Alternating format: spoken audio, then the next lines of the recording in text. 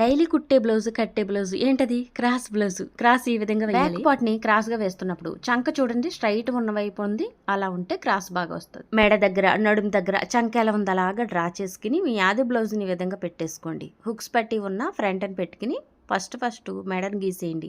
మెడకి కొంచెం పావించు పైకి మళ్ళీ రౌండ్ తిప్పండి. పావించు ఖర్చు మెడ పట్టి కుట్టుకోవడానికి ఇక్కడ క్రాస్ బెల్ట్ దగ్గర ఒక మార్కింగ్ చేయండి. మధ్యలో డాట్ వేయాలి కాబట్టి ఇంకొక మార్కింగ్, మరి క్రాస్ బెల్ట్ అండ్ ఫ్రంట్ కలిపి కుట్టాలి కదా ఇంకొక మార్కింగ్. మొత్తం 2 ఖర్చులు తీసుకున్నట్టు అక్కడ ఫ్రంట్ మెడ పట్టి కొలత రెడీ అయింది కదా. ఇక ఫ్రంట్ సంఖ ఎత్తుకి ఇలా పెట్టేసుకోండి. ఈ క్రాస్ బెల్ట్ ఉన్న కాడికి ఒక మార్కింగ్, కిందకి ఖర్చుకో మార్కింగ్, పైన కూడా ఖర్చుకు మార్కింగ్ చేసుకోవాలి. ఫ్రంట్ సాతి పొడవును కొలవడానికి పైన పావించు మార్కింగ్ చేసుకుని దాని మీద ఇలా ఫోల్డ్ చేసి పెట్టుకోండి. కింద పెద్ద డాట్ కింద మార్కింగ్, ఖర్చుకి పావించు ఎక్స్ట్రా మార్కింగ్. మనం చేసుకున్న టిక్ మార్కులు ఇలా క్రాస్ గా కలిపేసుకుంటే క్రాస్ గా మనం ఫ్రంట్ పార్ట్ వచ్చేసినట్టే.